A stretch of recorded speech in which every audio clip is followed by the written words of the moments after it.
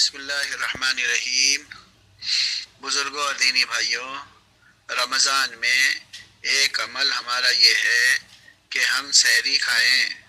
سحری کھانا سنت بھی ہے اور یہودیوں کی مخالفت بھی ہے۔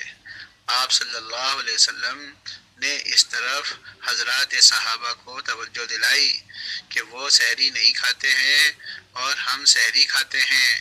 آپ صلی اللہ علیہ وسلم فرمایا کرتے تھے، آؤ برکت کا کھانا کھا لو، اور سحری کی ایک طرح سے دعوت دیتے تھے۔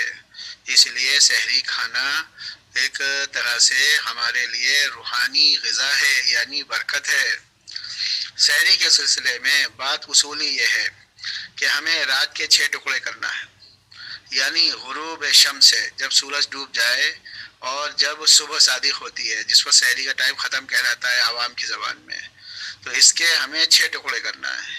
تو جو اس کا آخری چھٹا حصہ ہے اس میں ہمیں سحری کھانا ہے، اور اس میں بھی افضل یہ ہے کہ تاخیر کر کے اخیر وقت میں کھایا جائے۔ لیکن اس سلسلے میں ضروری بات یہ ہے کہ ہمارے یہاں یہ بات آ گئی ہے کہ لوگ اذان تک کھاتے ہیں۔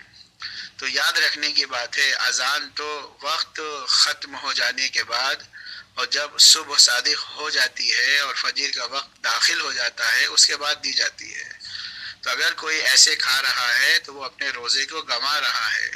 پھر اسی طرح وہ لوگ جو اپنی اپنی مسجدوں سے وقت سے پہلے اذان دے رہے ہیں، تو حدیث کے مطابق اذان دینے والے پر اذان دینے والے کو امانت دار کہا گیا اور اس پر بھروسہ کرنے کو کہا گیا۔ تو اگر وہ ایسا کر رہے ہیں تو گویا کہ وہ روزے داروں کو دھوکہ دے رہے ہیں اور وقت سے پہلے اذان دے دیتے ہیں۔ تو وقت سے پہلے اذان دینا کہیں سے مناسب نہیں ہے۔ جو لوگ حضرت زینبی رحمۃ اللہ علیہ کی جنتری پر اور اس کے مطابق وقت سحری کا اعلان کرتے ہیں، ان کے لیے بھی یہی ہے کہ وہ 10 منٹ کے بعد، یعنی کم سے کم 13 منٹ کے بعد اذان دیں۔ جو زینبی جنتری میں سحری کا وقت ختم ہے اس میں 13 منٹ جب شامل کریں گے تب اذان دینا مناسب ہوگا اور احتیاط میں شامل ہوگا۔ تو کیسے لوگ ہو گئے کہ یہ اس طرح کی غلطیاں کر رہے ہیں؟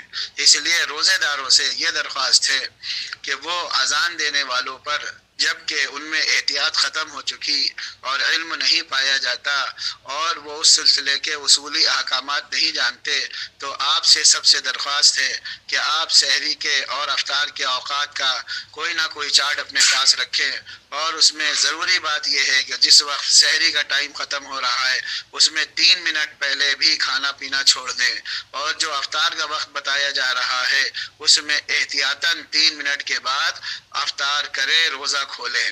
اذان دینے والے، اعلان کرنے والے کچھ کہتے رہیں، میرے آپ سے درخواست ہے کہ زیادہ ان پر اعتبار نہ کریں۔ اللہ تعالی ہمیں سحری کے سلسلے کی اس ضروری اور مناسب بات پر عمل کرنے کی توفیق عطا فرمائے۔